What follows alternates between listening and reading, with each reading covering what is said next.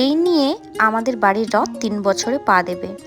আগের বছর মানে আগের দুবার আমাদের রথটা একটু ছোট ছিল, তাই এবারে আমার বর বড় রথ নিয়ে এসেছে যাতে 3 জনকে একসাথে চাপানো যায়।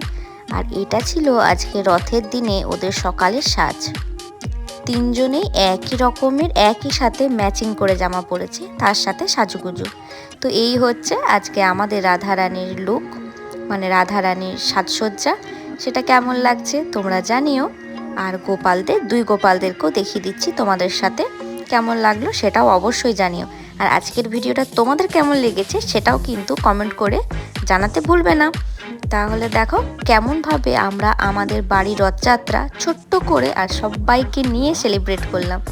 রথটাকে সাজাবার জন্য এরকম রজনীগন্ধা, গোলাপ সমস্ত কিছু মিশিয়ে ফুল এনেছিলাম। আর এদিকে আমি, আমার বর আর হচ্ছে রানা আর রুদ্র, আমরা সবাই মিলে রথটাকে সাজাচ্ছিলাম।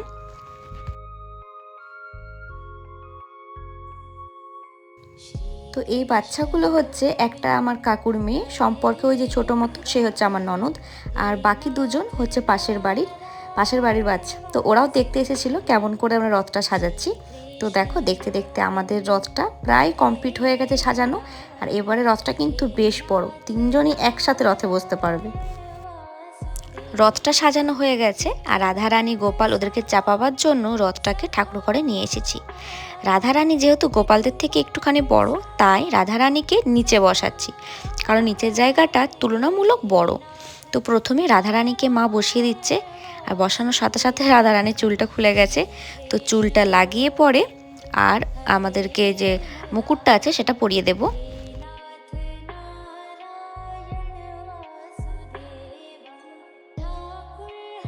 সব থেকে উপরে যে জায়গাটা আছে সেখানে আমাদের বাড়ির ছোট্ট গোপালকে বসাবো, কারণ ও একটু ছোট, তাই ছোট্ট জায়গাটাতেই ওকে বসানো হচ্ছে।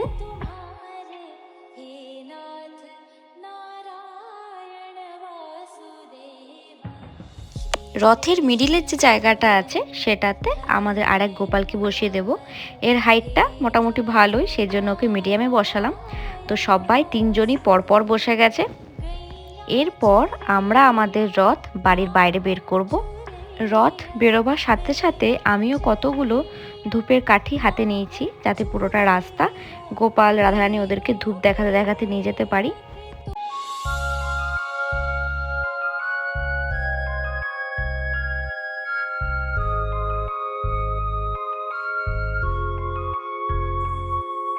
শ্রী কৃষ্ণ